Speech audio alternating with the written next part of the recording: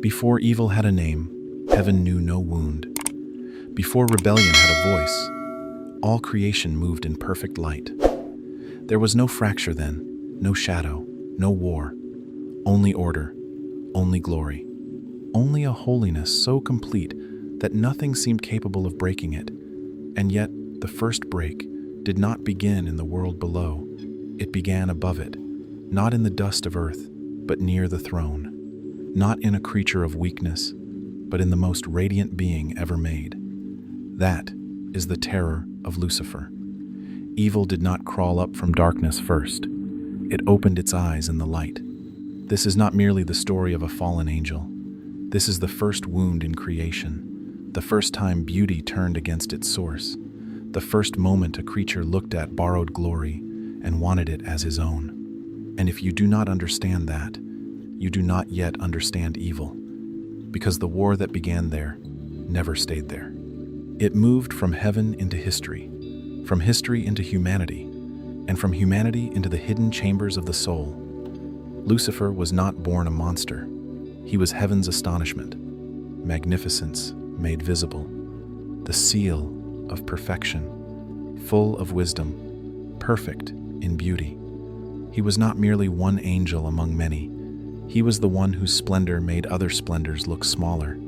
Among seraphim burning with holy love, among cherubim guarding divine mystery, among archangels carrying power like fire, Lucifer stood like the crown of created radiance.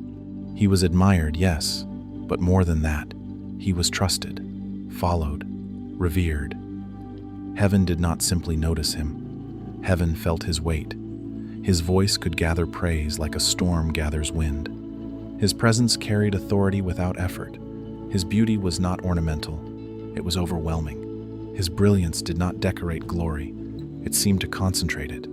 He was the kind of being that made creation understand, for one trembling instant, how close a creature could come to magnificence without becoming divine. And that is what makes his fall unbearable. The higher the glory, the more catastrophic the corruption when it turns inward. Heaven was not chaos. It was order, sacred order. Every angel had purpose. Every rank had meaning. Every act of praise moved in perfect harmony. There were no chains there, no tyranny, no oppression. There was freedom, real freedom, the freedom to love, the freedom to serve, the freedom to remain in truth. That is why what happened next matters so much. Lucifer was not forced into darkness. He leaned toward it, slowly, quietly, almost invisibly. The beginning was small enough to be missed. Not a scream, not a war cry, a thought, a private turn inward, a gaze that lingered too long on his own brightness. A question that did not sound evil at first. What if my light did not always have to reflect another? What if the glory I carry could stand on its own? What if I was meant for more? That is how darkness entered. Not as ugliness, as self-occupation, as fascination with the self, as love cooling by degrees. And that is why Lucifer is more frightening than a simple villain, because his fall did not begin with open hatred. It began with a subtle shift in affection, a movement so small it could hide inside admiration. What had once been gift became mirror. What had once led him upward began curling inward. His beauty became dangerous to him. His wisdom started serving his ego. His greatness, which should have made him more humble, began making him feel entitled. This is the secret at the center of the fall. Pride does not always enter the soul as noise. Sometimes it enters as a quiet overvaluation of one's own light. At first, nothing in heaven looked broken. That was the danger. Lucifer still shone, still spoke with elegance, still carried the memory of holiness in his face. But something subtle had shifted. The one who once led praise like living fire now seemed to stand just half a step removed from it. There are changes no trumpet announces, a glance that lingers too long inward, a silence where devotion used to burn, a distance so slight that only love can feel it. Some of the angels sensed it before they could name it. They did not yet see rebellion. They only felt that one of heaven's brightest voices no longer sounded whole. Heaven did not answer Lucifer's first inward turning with thunder. It answered with mercy. God did not cast him down at the first flicker of pride. He spoke to him, not as a distant force crushing a rebel, but as a father calling to a beloved son who had begun walking toward an edge. He reminded Lucifer of what he already knew but no longer loved enough, that the light in him was real, glorious, breathtaking even, but not self-born. It was gift, reflected glory, safe only while turned toward its source. And for a time, Lucifer still listened. That is what makes this tragedy heavier. He was not trapped. He was not forced. He was warned with patience, called with tenderness, given space to return. Again and again, heaven opened the door of humility before him. Again and again, pride kept one hand on the frame and refused to step through. That is one of the darkest laws of the soul. Once the self begins bowing to itself, correction feels like humiliation. Mercy feels like insult. Love itself starts to feel intrusive. Lucifer could still have turned back. He could still have knelt. He could still have been healed. But the roots were already deepening.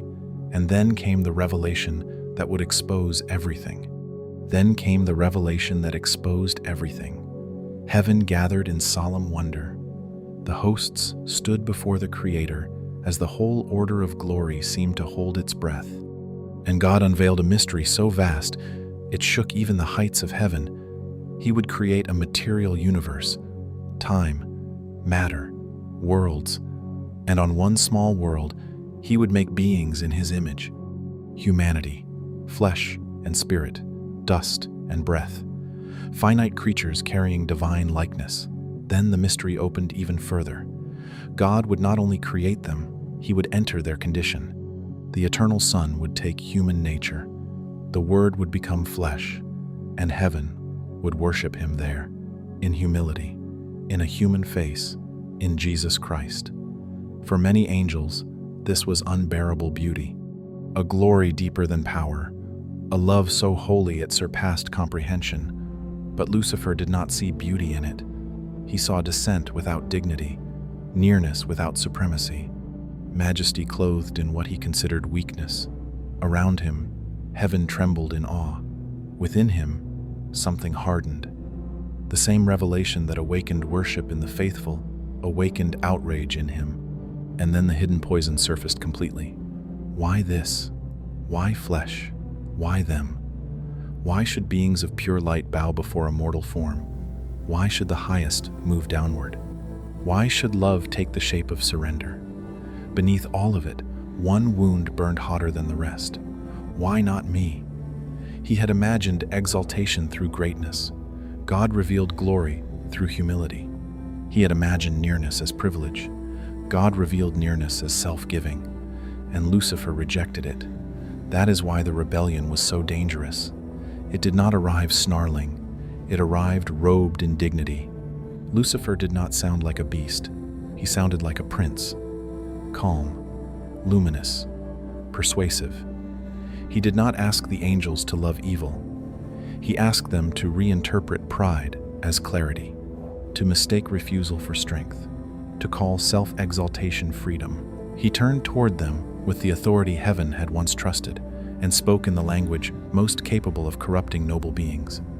Honor, greatness, justice, humiliation. Why should those made of pure light kneel before flesh? Why should radiance bow before mortality? Why should greatness descend beneath what seems lower? And because the speaker was Lucifer, the words struck deeper. This was no bitter, lesser spirit making noise from the edge. This was one of heaven's brightest voices, bending perception from the center. His speech moved through the hosts like poison hidden inside beauty. Doubt did not erupt all at once. It spread the way a fracture spreads through glass, quietly, cleanly, then everywhere. Then, into that rising spell of brilliance and confusion, another voice cut through. Not ornate, not seductive, not long, just clean enough to split deception open. Who is like God? Michael. Not the most dazzling, not the most fascinating, but faithful. And in that moment, faith struck harder than brilliance, not the highest in splendor, not the one with Lucifer's beauty or fascination, but faithful, pure, unmoved. His words did not argue at length, they pierced, because all of Lucifer's brilliance collapsed under that one truth. Who is like God? No one. Not the most radiant angel, not the most intelligent creature, not the nearest servant. No one. Michael represented what pride can never imitate, humble strength. He did not need to outshine Lucifer. He only needed to remain true, and that is why his cry became a sword. Lucifer turned on him with fury, because Michael exposed the real issue. Lucifer was not defending justice. He was resisting submission. He was not protecting dignity. He was protecting ego. He was not offended by irrationality. He was offended by humility. That wound became rage. The rebellion crossed the point of no return. Lucifer chose. He remained standing where others knelt. He refused. Heaven heard the word. No, just that, a refusal that echoed like a blade drawn in a holy place. Then the fracture became war, not a metaphor, not a shadow of conflict. War in heaven, the first battle in creation. Light against corrupted light, brother against brother, worship against revolt. What had once been perfect harmony became a field of rupture. Glory collided with glory, fires crossed, the heights of heaven flashed like they were breaking open from within. The rebel hosts were not weak beings. That was part of the horror. These were some of the most radiant, most powerful, most gifted creatures ever made, and now their splendor had become a weapon. Lucifer moved at their head like a ruined star, still burning with stolen grandeur. Opposite him stood Michael with the faithful, not intoxicated by self, but strengthened by truth. And again the cry rang through the violence like a blade of pure reality. Who is like God? The clash was terrible. Heaven itself seemed wounded by it. Created light striking created light.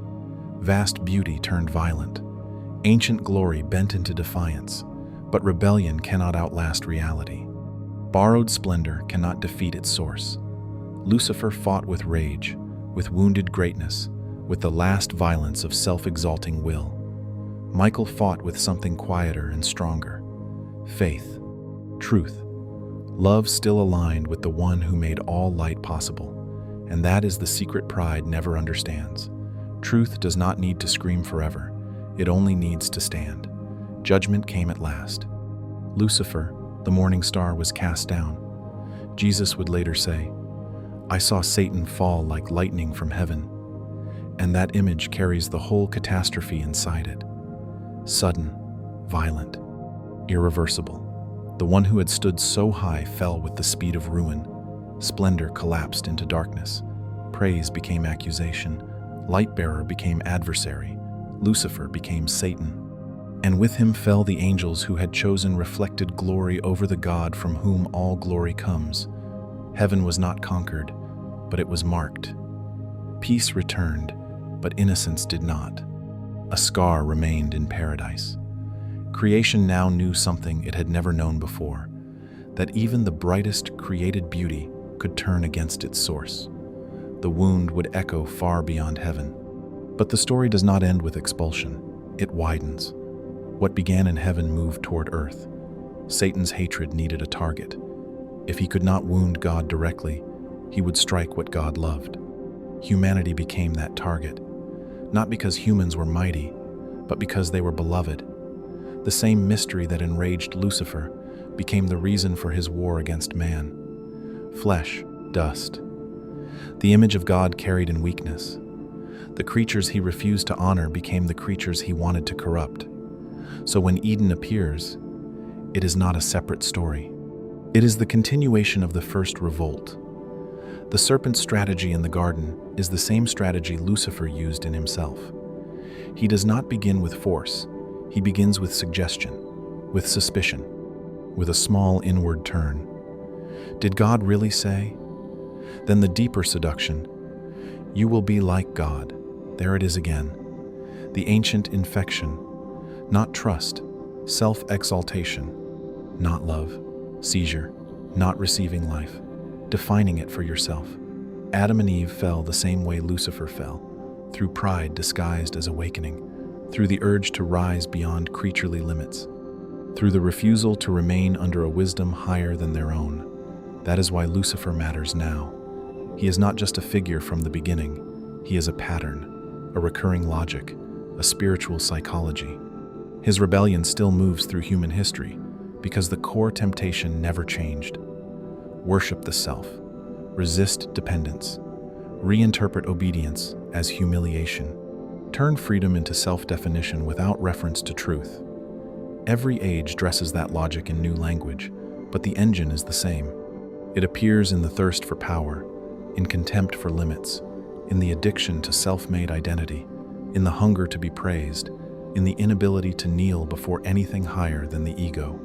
And often, it does not begin with dramatic evil. It begins with cooling love, with private resentment, with the belief that being guided is beneath us, with the subtle conviction that we would run reality better than God. That is why Lucifer's story is not distant. It is diagnostic. It exposes something painfully current. Modern pride rarely looks like open rebellion against heaven. It looks cleaner than that. It sounds smarter than that. It says, I answer to no one. It says, my desire is truth enough. It says, submission is weakness. It says, if there is a throne, I will build my own. The first rebellion did not disappear. It learned how to speak modern language. We live in an age that teaches people to enthrone the self and call it liberation, to reject reverence and call it maturity, to sever moral life from transcendence and call it empowerment. But rebellion does not become holy because it feels authentic. Lucifer also believed he was stepping into a greater version of himself. What he was really stepping into was disfigurement. The soul does not become larger when it cuts itself off from God. It becomes emptier. That is the warning hidden inside the ancient story. The first fall began with self-worship, and every smaller fall after it carries the same scent. You can hear it in our politics, our vanity, our appetite for domination, our refusal to repent, our need to be seen as sovereign over our own meaning. Sometimes the loudest rebellions are obvious. Sometimes the deepest ones are silent. A heart that no longer thanks, a conscience that no longer bows, a person who still speaks of light, but lives turned inward. That is how darkness survives in an age of constant brightness. Satan's work did not end in Eden. Scripture shows him again and again as accuser, corrupter, tempter. He appears in the testing of Job, trying to prove that faith is only a transaction. He appears before Christ in the wilderness, offering bread, spectacle, power, kingdoms. Always the same strategy. Shortcut glory, bypass obedience. Take the crown without the cross. And Christ crushes every temptation where Lucifer embraced it. He remains what Lucifer refused to be: humble, obedient, perfectly aligned with the Father. That contrast is everything. Satan reaches for worship. Christ empties himself. Satan offers dominion through compromise. Christ receives the kingdom through sacrifice. Satan reaches upward by self-exaltation. Christ descends in obedience. Satan wants glory without surrender. Christ accepts suffering without abandoning love. Satan says, exalt yourself. Christ answers with his whole life. Not my will, but yours. That is the true answer to the first rebellion. Not another display of ego. Not a rival pride. A holiness so secure it can kneel, suffer, give, and still remain king. And then the story stretches forward again, all the way to the end. Revelation pulls the veil all the way back. The rebel who once stood near the throne appears at last without disguise. The dragon, the ancient serpent, the deceiver, the accuser, the failed king of a counterfeit kingdom. History rushes toward exposure. Tribulation rises. Deception thickens. False worship spreads across the world like a final fever. Darkness gathers itself for one last eruption, as if noise could overthrow what truth has already secured. But the ending is never truly in doubt. Evil can rage. It cannot reign forever. The dragon falls. The counterfeit kingdom collapses. The will that tried to seize the throne is thrown at last into final defeat, and what remains is more than power. Truth vindicated, holiness vindicated, love vindicated before all creation. The one who wanted the throne is thrown into the abyss of final defeat, and what remains is not merely power, but truth vindicated, love vindicated, holiness vindicated. That is the deepest meaning of Lucifer's story. Evil is not original, it is parasitic. It borrows what it later distorts. Pride cannot create glory. It can only vandalize it. Rebellion cannot build a true kingdom. It can only mimic one while rotting from within. And in the end, no matter how high the creature rises in self-worship, reality still belongs to God. So this is not just the story of what Lucifer became. It is the story of a choice that stands before every soul, to receive or to seize, to worship or to rival, to bend in truth or break in pride. The first rebellion was cosmic, yes, but it also becomes intimate every day, in every heart, in every temptation, in every quiet decision to love the light or to use it for the self. That is why this ancient story still burns, because Lucifer is not only a fallen being from a lost world, he is the shadow behind every age that tries to crown the ego and exile God. And maybe that is why this story refuses to die, because somewhere beneath all the noise of modern life, the old question is still alive. Who is like God? Every soul kneels somewhere. Every age builds its altar, and every heart, sooner or later, reveals what it will place above itself. If your answer is still no one, write "no throne above God" in the comments. Let it be more than a comment. Let it be a line drawn in your own soul. And if you want to keep walking deeper into these mysteries, subscribe and share this with someone who knows the oldest war is not over and the truth is still worth following to the end.